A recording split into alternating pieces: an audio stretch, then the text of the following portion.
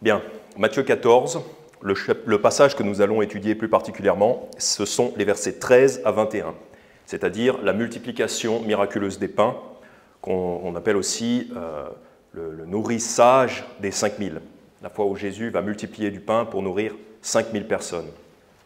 Alors le contexte ici, c'est la mort de Jean le Baptiste, qui était le cousin de Jésus. Donc, lisons au verset 13, donc Jésus vient seulement d'apprendre la mort de Jean le Baptiste. Verset 13, « Et Jésus, l'ayant appris, se retira de là dans une barque en un lieu désert à part. Et quand le peuple le sut, il sortit des villes et le suivit à pied. » Donc ici, on peut tout à fait supposer que Jésus est affecté par la mort de Jean le Baptiste, car Jean le Baptiste était le cousin de Jésus, ils étaient proches. Évidemment, Jésus est rempli de compassion pour les hommes. Et donc, Jésus a probablement envie de se retirer pour peut-être méditer, pour prier, pour collecter ses émotions. Mais le verset 13 nous dit « Et quand le peuple le sut, il sortit des villes et le suivit à pied. » Donc Jésus n'a pas une minute de repos. Il veut peut-être se retirer pour un petit peu calmer sa tristesse, ses émotions fortes. Mais le peuple le suit et donc il ne peut pas s'arrêter de travailler. Et la première chose que nous voyons ici, verset 14, « Et Jésus étant sorti, vit une grande multitude, et il fut ému de compassion envers eux et guérit leurs malades. » La première caractéristique que nous pouvons apprendre de Jésus dans cette histoire, c'est sa compassion, la compassion du Seigneur Jésus. Car Dieu soit loué, le Seigneur n'est pas venu seulement accomplir une mission froide, juste comme un job qui devrait être fait de façon... mais qui ne lui tiendrait pas à cœur. Non, au contraire, le Seigneur est rempli de compassion pour l'humanité et c'est ça qui le pousse à l'action, malgré sa fatigue. Il est probablement fatigué ici, il a envie d'être seul, mais malgré ça, eh bien, on ne le laisse pas tranquille, mais il aime tellement les gens qu'il va les guérir. Donc guérir leurs malades, ça veut dire qu'il doit passer un certain temps avec chaque personne, avec chaque malade, au moins pour leur dire une parole, pour chasser la maladie, ça prend du temps à Jésus, ça va encore plus le fatiguer. Et la première leçon que nous pouvons apprendre ici, c'est la nécessité de la compassion pour nous pousser à l'action. Si vous n'avez pas de compassion pour les perdus, si vous n'avez pas de compassion pour vos frères et sœurs dans la vie chrétienne, eh bien, vous risquez de ne pas tenir longtemps. Vous risquez de ne pas avoir la même ardeur au travail, la même envie de travailler. Regardez Matthieu chapitre 9, juste un petit peu avant. Matthieu chapitre 9, c'est très connu. Versets 36 à 39. « Et voyant les multitudes, il fut ému de compassion envers eux. » Donc c'est très semblable à ce qu'on vient de voir. « Et voyant les multitudes, il fut ému de compassion envers eux. » Donc être ému, ça veut dire on a des émotions, ça veut dire que émouvoir quelqu'un, ça veut dire le faire bouger, faire bouger son cœur. Le cœur de la personne bouge à cause des émotions. Ce n'est pas juste théorique, c'est vraiment le cœur de Jésus, c'est vraiment Jésus qui, dans ses entrailles, il était remué. Et il fut ému de compassion envers eux, de ceux qu'ils étaient là et dispersés, comme des brebis qui n'ont point de berger. Alors il dit à ses disciples, « Certes, la moisson est grande, mais il y a peu d'ouvriers. » Donc là, la compassion qu'il a, c'est que les gens sont perdus et qu'ils n'ont aucun bon enseignement. Parce que quand quelqu'un n'a aucun bon enseignement, il est condamné à rester insensé, il est condamné à marcher dans les ténèbres et à mourir. C'est pour ça que le Seigneur Jésus a grande compassion des gens ici. Verset 38, donc il ne reste pas sans agir, hein. Non seulement il est ému dans son cœur, mais cette émotion dans son cœur, ce mouvement dans son cœur va le pousser à l'action, va le pousser au travail. Et c'est ce qu'on veut pour nous aussi. Verset 38, « Priez donc le Seigneur de la moisson, en sorte qu'il envoie des ouvriers dans sa moisson. » Donc ensuite, il se met à l'action. Ce n'est pas juste un sentiment, ce n'est pas seulement une émotion. L'émotion est suivie d'une motion, d'un mouvement. Chapitre 10, verset 1, donc juste après, « Et ayant appelé ses 12 disciples, il leur donna du pouvoir contre les esprits immondes pour les chasser et pour guérir toutes sortes de maladies et toutes sortes de langueurs. » Donc juste après, il se met à l'action, il envoie des hommes pour travailler. Parce que la compassion qu'il reçoit dans son cœur le pousse à l'action. Et c'est ce que nous voulons nous aussi. Nous voulons être poussés à l'action par cette compassion. Chapitre 11 maintenant, chapitre 11, verset 1. « Et il arriva, quand Jésus eut achevé de donner des ordres à ses 12 disciples, parce que le chapitre 10, c'est entièrement les instructions pour les disciples qui vont faire de l'évangélisation. Donc quand il a fini de donner ces instructions, il partit de là pour aller enseigner et prêcher dans leur ville. Donc non seulement il envoie les autres le faire, mais il le fait lui-même.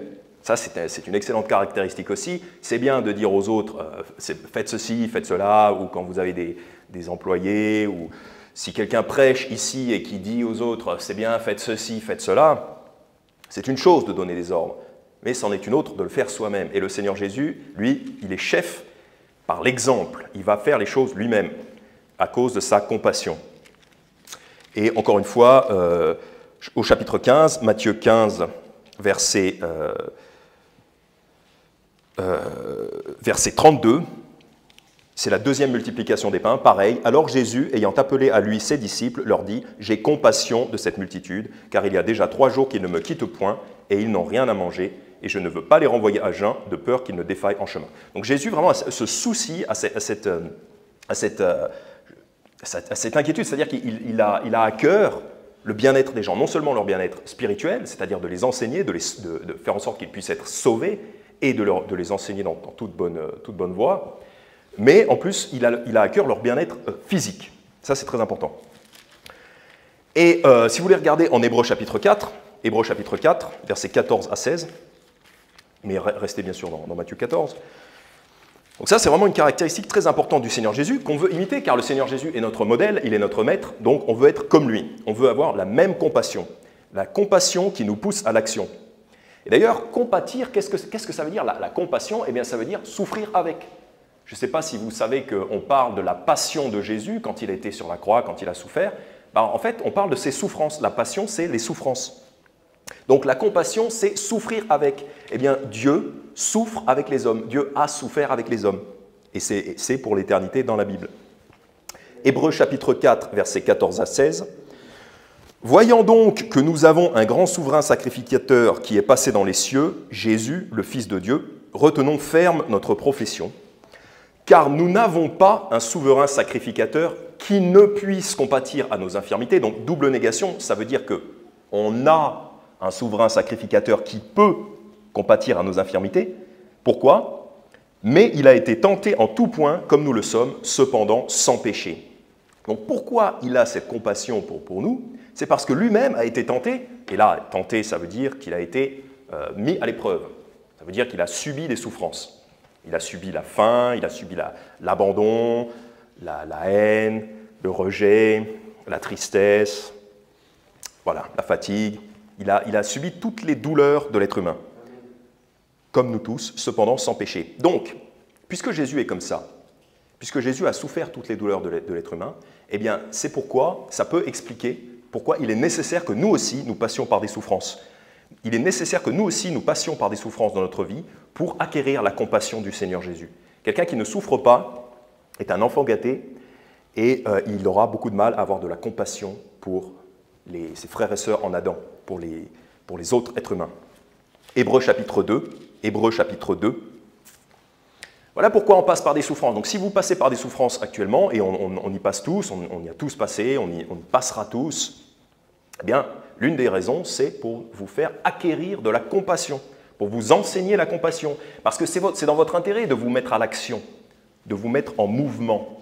Eh bien, si vous voulez quelque chose qui vous pousse à vous mettre en mouvement pour Dieu, eh bien, c'est la compassion. La compassion vous aidera à vous mettre à l'action. Hébreux chapitre 2, versets 14 à 18. « Puisse donc que les enfants participent de la chair et du sang, lui aussi y a de même participé, afin que par la mort il détruisit celui qui avait l'empire de la mort, c'est-à-dire le diable, et qu'il délivra tous ceux qui, par la crainte de la mort, étaient toute leur vie assujettis à la servitude. Car il n'a pas pris sur lui la nature des anges, mais il a pris sur lui celle de la postérité d'Abraham. » Le Seigneur, le vrai Jésus, n'est pas un lâche comme cette personne qui est décrite dans le Coran, par exemple, qui fait un tour de passe-passe pour descendre de la croix. Non, le Seigneur, Jésus-Christ, lui, il a pris sur lui la nature de la postérité d'Abraham. Il a pris sur lui la nature humaine pour pouvoir souffrir avec nous. Verset 17, « C'est pourquoi il a fallu qu'il devînt semblable en toutes choses à ses frères, afin qu'il fût un souverain sacrificateur, miséricordieux et fidèle dans les choses se rapportant à Dieu, afin de faire réconciliation pour les péchés du peuple. Car, ayant été lui-même tenté dans ce qu'il a souffert, il peut secourir ceux qui sont tentés. » Donc si vous souffrez, si vous avez souffert, glorifiez Dieu pour ça, et dites-vous que ainsi vous pourrez secourir ceux qui souffrent de la même manière que vous. Pourquoi on passe par des épreuves? Pourquoi je passe par cette épreuve? On peut, des fois, quand on passe par un traumatisme, une épreuve très douloureuse, on peut se dire, on peut crier à Dieu et dire pourquoi? Pourquoi moi? Eh bien, une des réponses, c'est pour pouvoir secourir ceux qui connaîtront les mêmes souffrances. D'abord, pour vous rapprocher du Seigneur Jésus, pour être plus comme lui, ensuite pour vous pousser vous-même à l'action, et aussi pour être capable de secourir ceux qui sont dans la même situation. Si vous n'avez rien subi, si vous n'avez pas souffert, quelque part, vous êtes...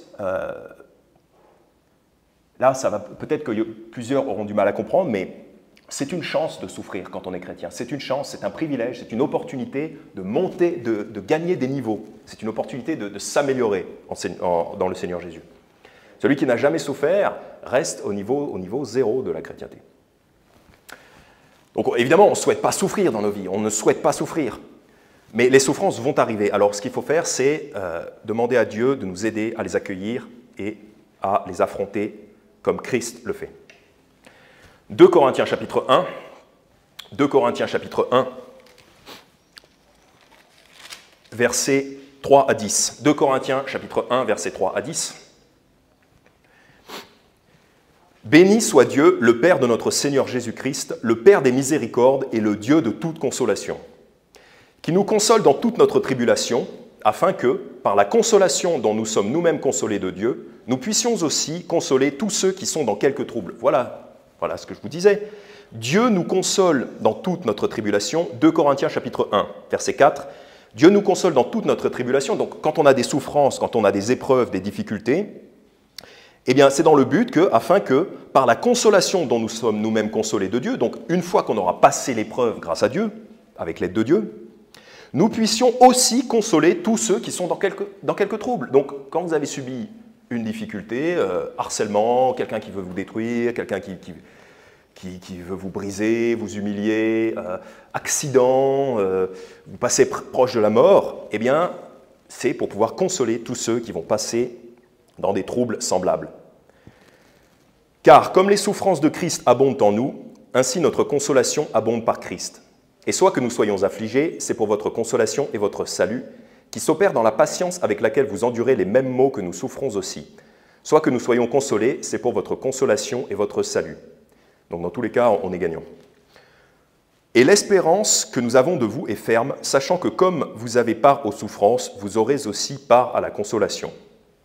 Car, donc là il va expliquer qu'est-ce qu'il a subi. Car, enfin il va faire allusion à ce qu'il a subi. Mes frères, nous ne voulons pas que vous ignoriez l'affliction qui nous est survenue en Asie. Donc, quand vous subissez des souffrances, c'est une bonne idée de le dire aux frères et sœurs, si vous le voulez. C'est une bonne idée. Nous ne voulons pas que vous ignoriez l'affliction qui nous est survenue en Asie. C'est que nous avons été accablés excessivement, donc pas juste un petit peu, excessivement, au-dessus de nos forces, en sorte que nous désespérions même pour notre vie. Donc là, l'apôtre Paul a cru qu'il allait mourir. Il a été accablé au-dessus de ses forces. Donc, quand on est accablé au-dessus de ses propres forces, qu'est-ce qui nous reste comme choix? Qu'est-ce qui nous reste comme choix? Qu'est-ce qu'il y a au-dessus de nos propres forces? Le Seigneur. Donc, si vous êtes accablé au-dessus de vos propres forces, eh bien, dites-vous que c'est une opportunité pour vous de vous tourner vers le Seigneur. Peut-être que le Seigneur veut que vous vous tourniez plus vers lui. Verset 9. Et nous nous regardions nous-mêmes comme condamnés à mort. Donc il s'est dit, bon laisse tomber, je suis mort, là c'est fini pour cette fois, je m'en sortirai pas. Afin que nous n'eussions point de confiance en nous-mêmes, mais en Dieu qui ressuscite les morts. Donc pourquoi il est passé proche de la mort? Pourquoi vous pouvez passer proche de la mort? Pourquoi certains d'entre nous passeront proche de la mort? Ou des détresses semblables? Parce que les détresses psychologiques peuvent être vécues comme quelque chose de semblable à la mort. Pourquoi? Afin que nous n'eussions point de confiance en nous-mêmes. Parce que la vie chrétienne, c'est tout, justement, tout le concept de la vie chrétienne, c'est d'arrêter d'avoir confiance en soi-même et d'avoir confiance en Dieu. Ça, c'est la vraie confiance. N'avoir point de confiance en nous-mêmes, mais en Dieu qui ressuscite les morts. Le problème d'une personne qui ne souffre jamais, qui ne passe jamais un temps soit peu proche de la mort, c'est que cette personne risque d'avoir trop confiance en soi-même. Quand vous passez proche de la mort, après vous revenez et vous dites « Waouh !» Ben, finalement, je ne suis rien et ce n'est pas la peine d'avoir confiance en moi-même, mais en Dieu qui ressuscite les morts. Et si vous passez proche de la mort, mais que vous ne mourrez pas, vous aurez l'impression d'être ressuscité. Vous aurez goûté à la résurrection et on recevra quelqu'un qui est revenu d'entre les morts. Verset 10, « Qui nous a délivrés et nous délivre d'une telle mort, en qui nous espérons qu'il nous en délivrera encore. » Voilà, la foi a grandi dans l'apôtre Paul, puisqu'il est passé proche de la mort. Revenons à Matthieu chapitre 14. Donc, la compassion, pour acquérir la compassion du Seigneur Jésus, eh bien, il se peut qu'il soit nécessaire de passer proche de la mort. Et il est certain qu'il est nécessaire de passer par des souffrances. Matthieu chapitre 14, verset 14. Donc, Jésus étant sorti, il vit une grande multitude, et il fut ému de compassion envers eux et guérit leurs malades. Donc, sa compassion le pousse à l'action, voilà. C'est pour ça qu'on veut plus de compassion de la part du Seigneur. Verset 15, « Et le soir étant venu, ses disciples vinrent à lui et dirent, « Ce lieu est désert et l'heure est déjà avancée. Renvoie ce peuple afin qu'ils aillent dans les villages et qu'ils s'achètent des vivres. » Mais Jésus leur dit, « Il n'est pas nécessaire qu'ils s'en aillent. Donnez-leur vous-même à manger. » Là, quand vous lisez ça, peut-être que vous aussi, vous soupçonnez que le Seigneur Jésus est en train de les tester. Il y a quelque chose derrière. Allez dans Jean chapitre 6. Jean chapitre 6, c'est un passage parallèle de ce nourrissage des 5000. Effectivement, il y a quelque chose derrière. La parole du Seigneur Jésus, quand le Seigneur Jésus leur dit « Il n'est pas nécessaire qu'ils s'en aillent, donnez-leur vous-même à manger », il est évident qu'ils n'ont pas la nourriture pour 5000 personnes. Donc il y a quelque chose derrière. Jean chapitre 6, versets 5 à 9, c'est le même événement, mais sous une perspective différente. Jésus donc, ayant levé les yeux et voyant une grande foule qui venait à lui, dit à Philippe, « D'où achèterons-nous du pain afin que ceux-ci puissent manger ?» Or, il disait cela pour l'éprouver, car il savait ce qu'il allait faire. Donc le Seigneur Jésus sait qu'il va les nourrir par miracle. Mais pour éprouver son disciple, pour éprouver ses disciples, il leur demande comment on va faire. Il essaye de voir qu'est-ce qu'eux proposent. Donc le test, en fait, c'est est-ce qu'on va réagir par des moyens humains ? Est-ce qu'on va penser en premier lieu à un moyen humain pour nourrir tous ces gens ? Ou au contraire, est-ce qu'on va demander au Seigneur de régler la situation ? Il y a aussi une autre épreuve ici, c'est est-ce qu'ils ont suffisamment d'amour en eux-mêmes pour apporter quelque chose ? D'où achèterons-nous du pain afin que ceux-ci puissent manger ? Donc l'épreuve aussi, c'est est-ce que les disciples étaient prêts à donner de l'argent, s'ils en avaient ? Mais c'est surtout une épreuve de foi. Et si vous voulez regarder dans 2 Corinthiens chapitre 8, j'aurais dû vous dire de rester, mais restez quand même dans Jean chapitre 6, gardez un doigt dans Jean chapitre 6. Allez dans 2 Corinthiens chapitre 8.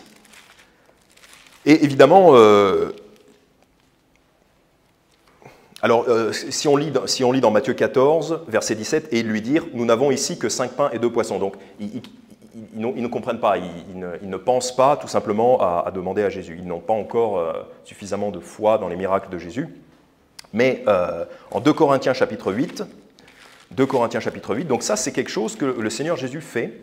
Il met les disciples dans une situation difficile qui apparemment n'a pas de résolution par des moyens humains, afin justement de voir si leur foi va fonctionner. Parce que c'est quand les moyens humains s'arrêtent que la foi doit prendre le relais.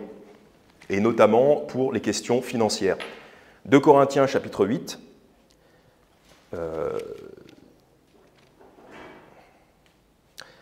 2 Corinthiens chapitre 8, versets 7 et 8. « C'est pourquoi, comme vous abondez en toutes choses, en foi, en parole, en connaissance, en toute diligence et en votre amour pour nous, faites que vous abondiez aussi dans cette grâce. » Et là, la grâce dont il est question, c'est une aide financière à d'autres églises. Faites que vous abondiez aussi dans cette grâce. Je ne le dis point par commandement, mais à cause de l'empressement des autres, donc d'autres chrétiens ont eu beaucoup d'empressement à aider financièrement des églises, mais à cause de l'empressement des autres et pour éprouver la sincérité de votre amour. Donc le Seigneur Jésus, pourquoi il demande à ses disciples en Matthieu 14, pourquoi il leur demande allez vous-même acheter du pain, nourrissez-les vous-même ? Eh bien, c'est pour éprouver leur amour. Est-ce qu'ils vont quand même apporter quelque chose, même si c'est peu, est-ce qu'ils vont quand même apporter quelque chose pour éprouver la sincérité de votre amour ? Chapitre 9, chapitre suivant, chapitre 9, versets 7 à 13. « Que chacun donne selon qu'il l'a résolu en son cœur, non à contre-cœur, ni par nécessité, car Dieu aime un donateur joyeux.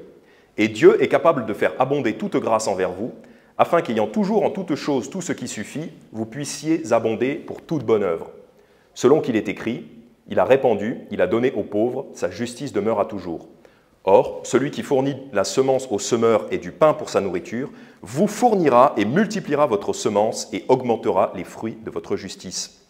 Donc Dieu nous teste. Est-ce qu'on est prêt à donner? Est-ce qu'on a suffisamment d'amour pour donner? Que ce soit du temps, de l'argent pour aider les pauvres. Et Dieu nous teste en ce que, parfois on peut penser que quand on va donner, on va être plus pauvre. Et donc on ne va pas pouvoir continuer nous-mêmes à subvenir à nos propres besoins. Mais Dieu nous teste notre foi, et nous dit, au verset 10, « Celui qui fournit la semence au semeur et du pain pour sa nourriture, vous fournira et multipliera votre semence et augmentera les fruits de leur justice. » Verset 8, « Dieu est capable de faire abonder toute grâce envers vous, afin qu'ayant toujours en toute chose tout ce qui suffit, vous puissiez abonder pour toute bonne œuvre. » Donc la Bible nous dit, le Seigneur il peut et il veut nous donner tout ce qui est nécessaire. Donc, même si on pense qu'un don va nous appauvrir et qu'on ne peut pas, qu'on n'a pas les moyens de faire ce don, eh bien peut-être que le Seigneur est en train d'éprouver notre amour parce qu'il nous promet, il nous dit que nous ne manquerons de rien. Un homme qui va au travail, quelqu'un qui va au travail tous les jours, qui fait son travail avec courage, avec bravoure, il aura suffisamment pour subvenir à ses besoins. C'est une promesse de Dieu. 2 Corinthiens chapitre 9, verset 11, « Étant enrichi en toute manière pour toute libéralité », la libéralité c'est la générosité, « qui fait rendre par nous de la gratitude envers Dieu. Car l'administration de ce ministère, donc l'administration des dons qui ont été faits pour aider d'autres églises, car l'administration de ce ministère non seulement pourvoit aux besoins des saints, donc en l'occurrence c'est des chrétiens qui sont vraiment pauvres, mais elle abonde aussi en plusieurs actions de grâce envers Dieu. Donc en plus, ça fait que les gens vont remercier Dieu. Ils glorifient Dieu pour l'épreuve qu'ils font dans cette assistance de la soumission que vous faites profession d'avoir pour l'évangile de Christ et de la distribution libérale dont vous usez envers eux et envers tous. Donc il est ici question de l'épreuve, c'est-à-dire on teste dans cette, quand on attend de quelqu'un une assistance, on teste la soumission, c'est-à-dire l'obéissance qu'il fait à l'Évangile. Car l'Évangile, c'est, bon, bien sûr, crois au Seigneur Jésus-Christ et tu seras sauvé. Et ensuite, c'est de faire preuve de beaucoup de compassion entre les frères et sœurs, et notamment pour les pauvres. Eh bien, quand on donne aux nécessiteux, c'est une épreuve, c'est un test de l'obéissance que nous avons à l'amour de l'Évangile. C'est un test de notre amour et de notre obéissance à l'Évangile. Donc, nous sommes dans Matthieu 14. Donc, c'est ce que fait ici, c'est ce que fait le Seigneur Jésus envers ses disciples. Mais regardez dans Jean chapitre 6, verset 6. « Or, il disait cela pour l'éprouver, car il savait ce qu'il allait faire. » Donc, nous aussi, nous sommes mis à l'épreuve au quotidien. Sachez-le. Et Philippe lui répondit, verset 7, « 200 deniers de pain ne leur suffiraient pas pour que chacun en prie un peu. » Donc évidemment, quelle est la réaction humaine? C'est de penser à des moyens humains. Évidemment, bon, il faudrait 10 000 balles pour nourrir 5 000 personnes.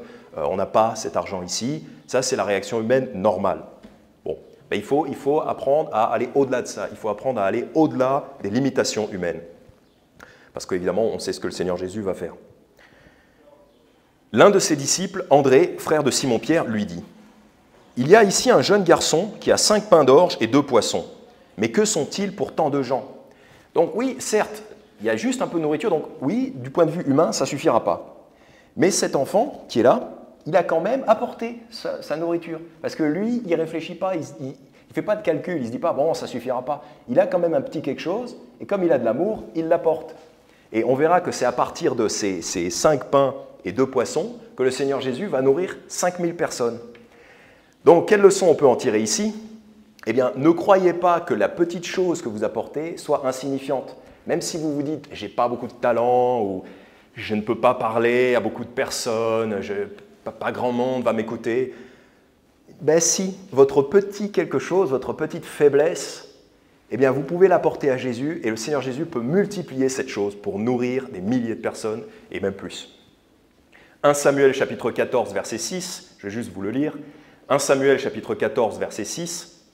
Et Jonathan dit au jeune homme qui portait ses armes, donc le contexte c'est Jonathan et son compagnon vont attaquer les Philistins, ils vont attaquer une garnison. Et Jonathan, ils sont que deux. Hein. Et Jonathan dit au jeune homme qui portait ses armes, « Viens, passons vers le poste de ces incirconcis, peut-être que l'Éternel agira pour nous. Car rien n'empêche l'Éternel de délivrer avec beaucoup de gens ou avec peu. » Donc ce n'est pas une grosse affaire pour l'Éternel de vous faire remporter une grande victoire militaire. Si vous êtes deux, ce n'est pas une grosse affaire. Avec l'aide de Dieu, personne ne peut résister à un chrétien. Le militaire, on ne s'en occupe pas, nous. Mais si vous dites dans votre vie, par exemple, je suis pauvre, mes dons ne feront pas grand-chose, pas une grande différence, ben vous avez tort. Ce n'est pas grand-chose pour l'Éternel de délivrer avec beaucoup ou avec un petit peu. Ou alors si vous vous dites, je ne suis pas très intelligent, je n'arriverai pas à convaincre quelqu'un de croire à l'Évangile. Ce n'est pas du tout comme ça qu'il faut voir les choses. Non, même votre faible compétence dans la parole, avec l'aide de la parole de Dieu, du Saint-Esprit, des milliers de gens peuvent se convertir. Vous avez peu de courage. Vous avez peu de courage. C'est pareil, amenez le peu que vous avez et il peut le multiplier. Et ici, en Jean chapitre 6, c'est intéressant parce que c'est juste un jeune garçon, donc un enfant, qui apporte un peu de la nourriture, il apporte son goûter.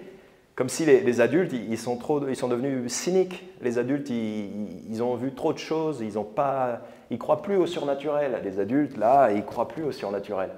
Il n'y a que le petit enfant qui, dans sa naïveté, il apporte son pain et ses poissons. Et c'est ça que le Seigneur Jésus veut.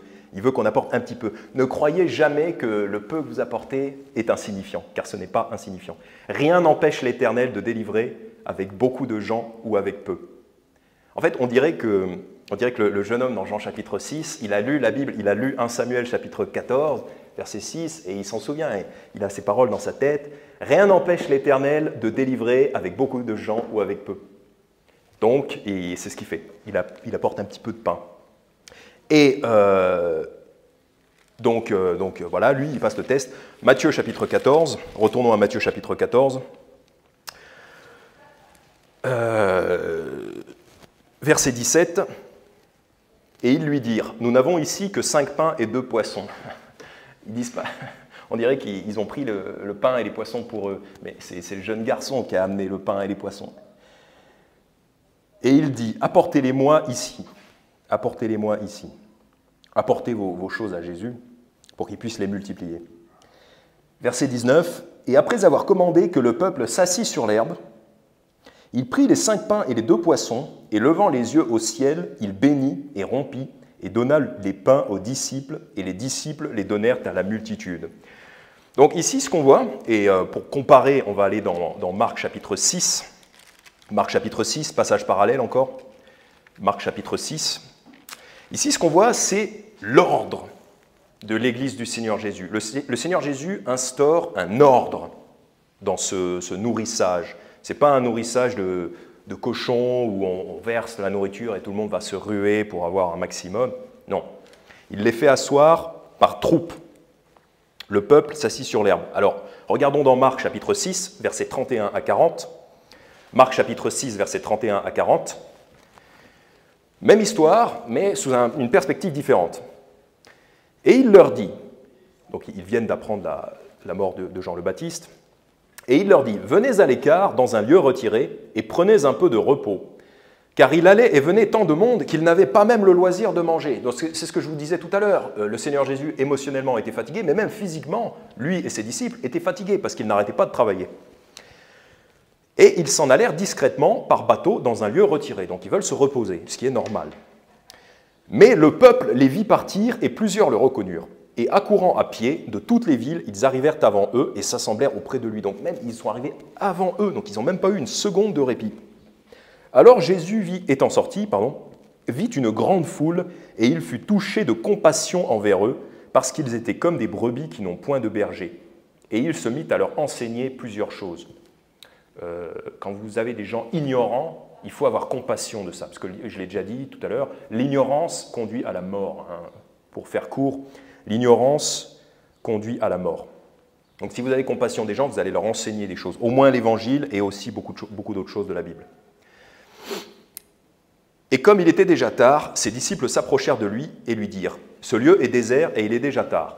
Renvoie-les afin qu'ils aillent dans les campagnes et dans les villages des environs et qu'ils s'achètent du pain, car ils n'ont rien à manger. » Il répondit et leur dit, « Donnez-leur vous-même à manger. » Donc ils les testent, comme on a déjà vu.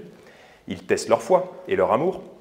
Et ils lui dirent, « Devrons-nous aller et acheter pour 200 deniers de pain et leur donner à manger ?» Donc les adultes un petit peu cyniques, qui ne croient plus au surnaturel, qui ne croient plus au miracle.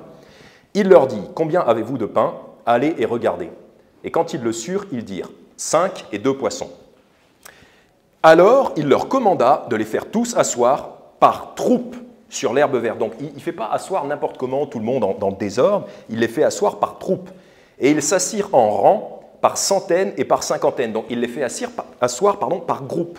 Ce n'est pas une foule désordonnée, c'est par groupe. Et verset 41, non, on va s'arrêter ici. Il les fait asseoir par groupe. Il y a un ordre dans l'assemblée du Seigneur Jésus. Et prenons exemple donc sur le Seigneur Jésus. Pareillement, dans nos vies, il y a un ordre. Dans la famille, il y a un ordre. C'est le mari qui est le chef de famille. C'est lui qui commande pour toute chose qu'il désire. Et tous les souhaits du mari, tous les commandements du mari tous les souhaits du mari sont des commandements. Tous les commandements du mari font force de loi dans sa maison, tant qu'il n'entre pas en conflit, évidemment, avec la parole de Dieu. C'est une chose. Par exemple, à table, le mari peut décider de l'ordre du service, et c'est un tel qui est servi en premier. C'est bien aussi de dire attendez vos frères et sœurs pour manger, attendez les autres, attendez que tout le monde soit servi pour manger. Ça, c'est une forme d'ordre. Une forme d'ordre dans la famille, c'est aussi... Alors vous, qui êtes chef de famille, une forme d'ordre, c'est de dire, quand il est l'heure de partir, quand il est l'heure d'aller à l'église, vous dites, c'est l'heure, allez, on bouge, tu te lèves, tu mets tes chaussures, tu mets le sac dans la voiture, tu montes dans la voiture. Ça, c'est une forme d'ordre aussi, l'ordre dans la famille. Et le Seigneur Jésus, ici, il ne leur demande pas de s'asseoir, il leur commande de s'asseoir par groupe. Si vous avez des enfants, s'il faut y aller, si c'est l'heure d'y aller, par exemple à l'église, vous avez des enfants, vous leur dites « montez dans la voiture ». Il ne faut pas leur demander, il faut leur dire « montez dans la voiture », vos enfants et votre femme. Ça, c'est pour la famille. L'entreprise, c'est pareil. L'entreprise, il y a quelqu'un qui donne des ordres, le superviseur, il vous donne des commandements, vous devez les exécuter rapidement. Vous êtes dans tel secteur, vous avez telle responsabilité, eh bien, n'allez pas vous mêler des affaires d'un autre secteur, n'allez pas vous mêler de ce qui ne vous regarde pas dans l'entreprise. Faites votre travail avec zèle, restez dans votre groupe. Le Seigneur Jésus, il les assoit par groupe. Ils s'assirent en rang, verset 40, Marc chapitre 6, verset 40, et ils s'assirent en rang. Un rang, c'est une ligne droite. C'est quelque chose de précis et d'ordonné, par centaines et par cinquantaines. Donc si vous travaillez pour une entreprise, vous ne travaillez pas pour l'entreprise d'à côté. Si vous êtes, de même, si vous êtes père de famille de votre famille qui porte votre nom, vous n'êtes pas père de famille de la famille d'à côté. Restez dans votre groupe, n'allez pas vous occuper de reprendre, n'allez pas vous occuper de l'éducation des enfants des autres familles, sauf évidemment si vous voyez le fils du copain qui va courir sur la route. Bon là évidemment vous pouvez le rattraper. Mais autrement, on ne va pas s'occuper des choses qui ne sont pas de notre rang, qui ne sont pas de nos affaires. Différentes églises, pareillement. Le Seigneur Jésus, il fait asseoir les gens par groupe, par cinquantaine, par centaine. Et bien pareillement, dans le monde, il y a différentes églises. C'est des groupes séparés, distincts. Les églises sont indépendantes, elles sont séparées. Il y a un ordre. Ce n'est pas l'église universelle où tout le monde fait partie du groupe. Non, si vous n'êtes pas présent, si vous n'êtes pas assis en rang ici dans cette église, même les chaises sont en rang ici, si vous n'êtes pas assis ici dans ce groupe, vous ne faites pas partie de cette église. Il faut venir ici pour faire partie de l'église, pour faire partie du rassemblement. Et évidemment, il y a plein d'aspects de l'organisation. Par exemple, si on grandit, et on voit ça dans les églises qui sont plus grandes, il y a des chefs de groupe, par exemple pour l'évangélisation, il y a des chefs de groupe, des capitaines de soul winning, des capitaines d'évangélisation. Il va y avoir tel groupe de, par exemple, 15 frères et sœurs avec un capitaine. Ça, ce sera le groupe 1 qui aura tel secteur, il y aura le groupe 2, etc. Tout est divisé par groupe, par cinquantaine, par centaine, assis en rang. Retournons dans Matthieu chapitre 14. Matthieu chapitre 14, donc, ce qu'on vient de voir, c'est l'ordre imposé par le Seigneur Jésus. Le Seigneur Jésus, il ordonne son Église. D'ailleurs, il est dit dans 1 Corinthiens chapitre 14, je crois, que toute chose soit faite décemment et avec ordre. Je crois que c'est 1 Corinthiens chapitre 14, laissez-moi vérifier. 1 Corinthiens chapitre 14, que toute chose se fasse décemment et avec ordre. On ne fait pas les choses au hasard ici, on est organisé. Matthieu chapitre 14, verset 20. « Et ils mangèrent tous et furent rassasiés, et ils recueillirent 12 paniers pleins des morceaux qui restèrent. » Donc on peut noter ici, on peut apprécier que le Seigneur Jésus n'aime pas le gaspillage, même s'il est capable par miracle de multiplier la nourriture, donc on pourrait dire c'est gratuit, ouais, super. Mais non, il ne gaspille pas quand même. Il nous enseigne que même si on a une abondance, à un moment donné, on a une abondance, ben, on va quand même conserver le reste. Ce n'est pas parce qu'on a beaucoup à un moment donné que ce sera toujours le cas. Et il nous enseigne à ne pas gaspiller la nourriture. C'est une leçon quand même bien intéressante, bien importante. Même si on est riche, il faut apprendre à ne pas gaspiller la nourriture. C'est une question de principe. C'est parce que si vous gaspillez la nourriture, vous allez aussi gaspiller les choses plus importantes, plus cruciales. Donc c'est une leçon ici, mais j'aimerais faire ici un parallèle, puisque le Seigneur Jésus, il rompt le pain et il le distribue à l'infini. Il le rompt et il le distribue, et c'est apparemment à infini, c'est infini. J'aimerais faire un parallèle avec Matthieu 26, gardez votre doigt ici, Matthieu 26, verset 26. En fait, on peut faire un parallèle avec le corps du Seigneur Jésus qui est brisé pour nous, avec la mort du Seigneur Jésus sur la croix. Il brise lui-même, comme ici dans l'histoire, il va rompre lui-même le pain, eh bien, le Seigneur Jésus, il a donné sa vie lui-même, volontairement. C'est comme si lui-même, il avait rompu son corps.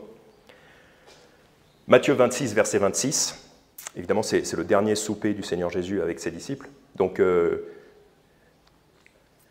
verset 26, « Et comme il mangeait, Jésus prit du pain et le bénit et le rompit et le donna à ses disciples et dit, « Prenez, mangez, ceci est mon corps. » Donc, ici, peut-être qu'on peut penser qu'en Matthieu 14, le Seigneur Jésus prépare en quelque sorte ses disciples, il les prépare mentalement à cette idée de Jésus qui rompt son corps, qui donne son corps pour la mort, pour nourrir ses disciples. Parce qu'en fait, c'est quoi la nourriture? La nourriture, c'est quelque chose qui donne la vie. Eh bien, le Seigneur Jésus, son corps, est véritablement une nourriture en ce qu'il nous donne la vie. C'est en ça que le corps du Seigneur Jésus est une nourriture pour nous, parce qu'elle nous donne la vie.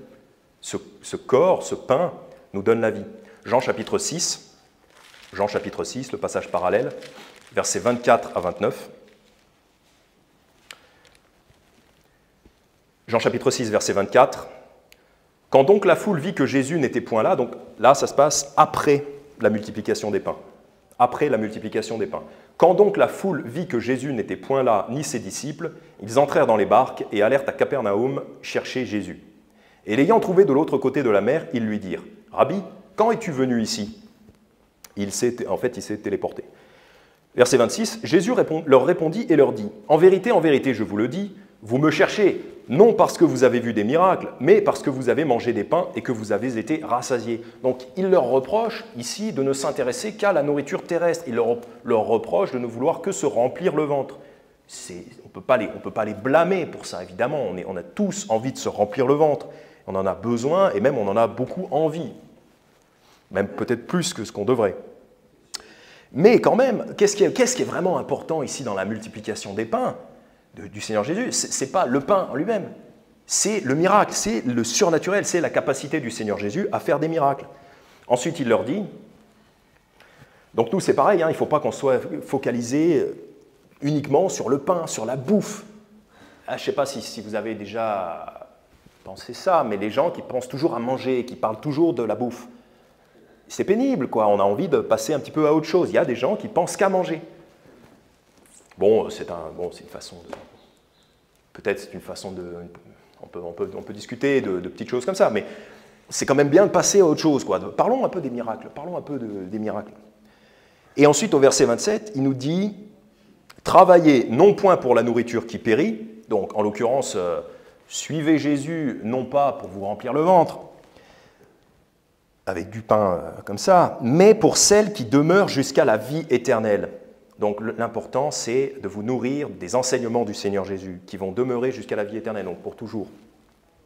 Et que le Fils de l'homme vous donnera, car Dieu, le Père, l'a marqué de son sceau. Ils lui dirent donc, que ferons-nous pour travailler aux œuvres de Dieu? Bonne question. Et la réponse du Seigneur Jésus, puisque ici il parle à une foule, donc il y a une multitude de gens non sauvés, Jésus leur répondit, « C'est ici l'œuvre de Dieu, que vous croyez en celui qui l'a envoyé. » Donc si vous voulez travailler pour Dieu, c'est une bonne question. Il peut y avoir des non sauvés qui se posent cette question. Eh bien, avant de vouloir travailler pour Dieu, la première chose à voir, c'est que vous croyez en celui qui l'a envoyé. Ça, c'est la première œuvre de Dieu. Avant que vous vouliez faire les œuvres de Dieu, d'abord, croyez en celui qui l'a envoyé. Et ça, c'est notre travail, à nous, les chrétiens, d'amener à croire ceux qui ne croient pas encore. Parce que dans les non-croyants, il y a des gens qui veulent travailler pour Dieu. Et ils se disent, qu'est-ce que je dois faire? Qu'est-ce qu'il faut faire comme bonne chose pour travailler pour Dieu? Attends, minute papillon, la première chose que tu dois faire, c'est de croire. Et pour que cette personne croie, c'est à nous de travailler. Donc l'œuvre de Dieu, c'est que les gens croient en Jésus. Donc nous, on fait cette œuvre, eux, ils vont croire, et ensuite, ils pourront eux aussi travailler à cette œuvre. Pas pour le pain qui nous remplit le ventre, mais pour les choses de la vie éternelle. Ben oui, il faut suivre Jésus, pas parce que c'est une machine qui vous donne du pain comme ça. Il faut suivre Jésus, il faut se poser la question, il a la capacité de multiplier le pain et les poissons, de la chair de poisson, c'est encore plus formidable. Posons-nous la question, cet homme-là, qui est-il? Verset 35, Jean chapitre 6, verset 35. Et Jésus leur répondit, « Je suis le pain de vie. Celui qui vient à moi n'aura jamais faim, et celui qui croit en moi n'aura jamais soif. » Donc, quand Jésus multiplie le pain à l'infini, en fait, il leur montre qu'il est capable de se donner à l'infini, à une infinité de gens. Et la leçon qu'on peut en tirer, c'est qu'on peut nourrir une infinité de gens avec l'Évangile. L'Évangile n'est pas limité. Le pain, il y en avait toujours. À chaque fois qu'on le rompait, il n'y en avait pas moins. C'était toujours, il y avait la même quantité. On pouvait toujours nourrir une personne de plus. Et bien ça, oui, prends ça dans les dents, calvinisme plutôt, prends ça dans les dents. Le pain, il n'est pas limité avec Jésus. Voilà, on peut, si vous sauvez quelqu'un aujourd'hui, eh bien vous pouvez sauver quelqu'un dans la même journée, ou la semaine d'après, et après encore, et encore après, et après encore. N'arrêtez jamais. Et Jésus, ici, dans l'histoire, il demande à ses disciples de distribuer. En fait, c'est lui, verset 19, Matthieu 14, verset 19, il lève les yeux au ciel, il bénit, il remercie Dieu, il rompit et donna le pain aux disciples, et les disciples les donnèrent à la multitude. C'est comme ça que ça marche. Le Seigneur Jésus nous donne l'évangile, nous, ensuite, on va le distribuer à la multitude. Et verset 20, « Et ils mangèrent tous et furent rassasiés. » C'est ce que Jésus disait en Jean chapitre 6, « Celui qui mange de ce pain n'aura plus jamais faim. » Les gens sont rassasiés, vraiment. Et ils furent rassasiés, bah ça s'arrête. Ça s'arrête là parce qu'ils sont rassasiés, donc c'est bon. Non, verset 21, « Et ceux qui avaient mangé étaient environ 5000 hommes, outre les femmes et les enfants. » Donc en fait, c'est plutôt 20 000 personnes, quoi, quelque chose comme ça. Dernière leçon qu'on peut apprendre de cette multiplication des pains, Matthieu chapitre 16, tournez la page, Matthieu chapitre 16, dernière leçon, j'ai fait allusion tout à l'heure à ça. Matthieu chapitre 16, versets 5 à 12. Qu'est-ce qu'on peut apprendre d'autre? Ou plutôt, qu'est-ce qu'il ne faut pas, où est-ce qu'il ne faut pas se faire piéger? J'en ai un peu parlé tout à l'heure. Eh bien, il ne faut pas se faire piéger juste en se focalisant sur les choses matérielles, la satisfaction des besoins matériels. Il ne faut pas se laisser piéger là-dedans. Matthieu 16, verset 5. « Et quand ses disciples furent venus à l'autre bord, ils avaient oublié de prendre des pains. » Ils n'ont pas pris de provisions pour le voyage. Et Jésus leur dit, « Gardez-vous avec soin du levain des pharisiens et des sadducéens. » Sur quoi ils raisonnaient en eux-mêmes, disant, « C'est parce que nous n'avons point pris de pain. » Comme si les pharisiens et les sadducéens, c'était les boulangers du coin, et que puisqu'ils ont oublié de prendre des provisions, il faut aller acheter du pain, mais il ne faut pas aller chez le boulanger pharisien parce qu'il a un mauvais levain. Ils ne comprennent rien. Et Jésus, il est en train de se moquer d'eux, il est en train de les ridiculiser. Enfin, les ridiculiser gentiment, il se moque d'eux. Parce que, bon, ils sont complètement à l'ouest. C'est parce que nous n'avons point pris de pain. Comme si les pharisiens et les sadducéens, c'était des mauvais boulangers, donc il ne faut pas aller les voir. Verset 8. Quand Jésus le perçut, il leur dit, « Ô gens de petite foi, pourquoi raisonnez-vous entre vous-mêmes sur ce que vous n'avez point apporté de pain? Donc là, il les reprend sévèrement. Vous n'avez pas assez de foi. Pourquoi? Parce qu'eux-mêmes, les disciples, sont restés focalisés sur juste le pain qui nourrit le ventre temporairement. Même les disciples n'ont pas réussi à apprendre que la nourriture du corps, pour Dieu, c'est rien, c'est pas grand-chose, c'est une petite chose. C'est pas ça qui va inquiéter le Seigneur Jésus. Et puis vous-même dans vos vies, ne soyez pas tracassés par le fait de ne pas avoir pris de pain, comme ça, de ne pas avoir fait suffisamment de provisions, de ne pas avoir... Non, si vous allez tous les jours au travail comme le commande le Seigneur Jésus, vous aurez à manger. Vous aurez à manger. Si vous êtes fidèle, si vous êtes juste et que vous partez au travail tous les jours, vous aurez à manger.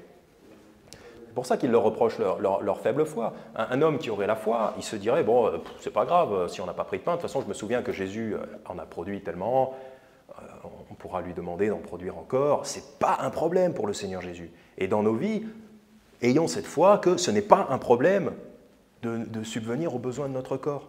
Ce n'est pas un problème pour Dieu. Verset 9, « N'avez-vous point encore d'intelligence ?» Donc, n'avez-vous pas compris ce que j'essayais de vous faire comprendre? C'est-à-dire que le Seigneur Jésus, il peut subvenir à vos besoins, il le fera. « N'avez-vous pas encore d'intelligence et ne vous souvenez-vous plus des 5 pains des 5000 hommes et combien vous en remportâtes de paniers ?»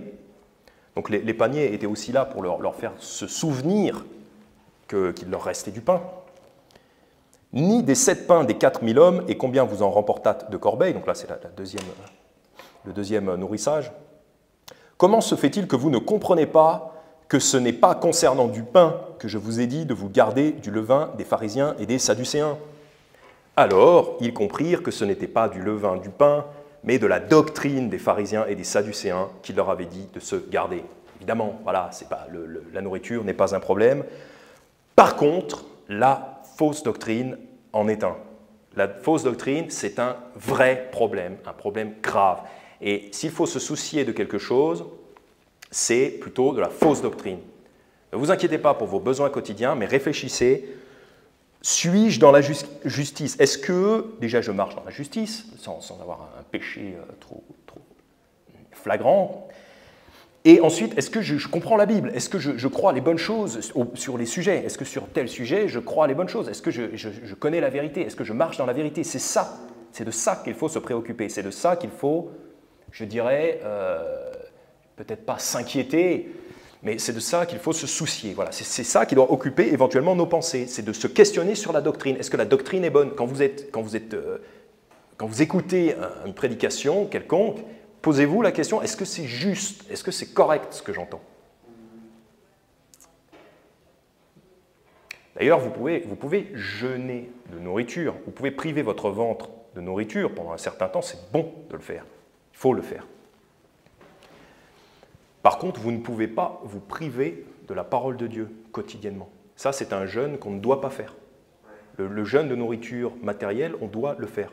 Le jeûne de la parole de Dieu, on ne doit pas le faire. Il ne doit pas y avoir un jour sans qu'on ne consulte la parole de Dieu pour rester très ferme et fort dans la doctrine. C'est de ça qu'il faut s'inquiéter. Hein, il faut vraiment savoir de quoi on doit se soucier. Hein, et ce n'est pas de la nourriture quotidienne, c'est vraiment de la doctrine. La doctrine est très importante. La doctrine peut vous détruire. Si vous croyez qu'une chose est correcte et que vous allez faire cette chose alors que c'est un grave péché, eh bien vous allez être détruit. Si une église commence à abandonner la doctrine, par exemple commence à croire au calvinisme, eh bien cette église va glisser dans... cette église petit à petit va arrêter de faire de l'évangélisation parce que les gens vont commencer à croire que de toute façon tout est déjà décidé à l'avance, ça ne sert à rien de se bouger, ça ne sert à rien de travailler. C'est très grave parce que cette église-là dérive et condamne les gens à l'enfer. La doctrine, c'est vraiment ce qu'il y a de dangereux. Voilà, une doctrine, si nous ne tenons pas la doctrine, c'est vraiment dangereux. Psaume 33, versets 18 et 19. « Voici, l'œil de l'Éternel est sur ceux qui le craignent. » Donc la clé, elle est là aussi, hein, c'est de le craindre, hein, si vous voulez avoir la bienveillance de Dieu sur vous. « Sur ceux qui s'attendent à sa bonté, pour délivrer leur âme de la mort et pour les faire vivre durant la famine. » Voilà, même la famine, on ne doit pas la craindre avec le Seigneur Jésus. À condition d'avoir craint l'Éternel, évidemment. Si vous êtes dans le péché, là, on peut plus rien pour vous. Là, vous risquez fortement de mourir de faim, si vous êtes dans un péché flagrant. Mais sinon, si vous le craignez l'Éternel, si vous vous attendez à sa bonté, vous serez même délivré d'une famine, d'une guerre, d'une famine. Voilà. Mais vraiment, le Seigneur Jésus, il veut qu'on se souvienne que la doctrine est très importante. Soyons toujours forts dans la doctrine en tant qu'Église et ne nous soucions pas de notre pain quotidien. Et sur ce, nous allons prier. Père Céleste, merci pour ces enseignements. Père, nous te prions de nous aider à être plus proches du Seigneur Jésus, d'avoir la compassion, puis aussi d'avoir la foi que le Seigneur nous nourrit quotidiennement. Père, nous te prions de nous aider à rester forts dans la doctrine et à faire bien attention à la doctrine, la justesse de nos paroles et de nos croyances dans cette forteresse. Père, nous te demandons de bénir le reste de cette journée et que tout se fasse sous ta bonne main et à la gloire de ton nom et de ton Fils Jésus. Amen.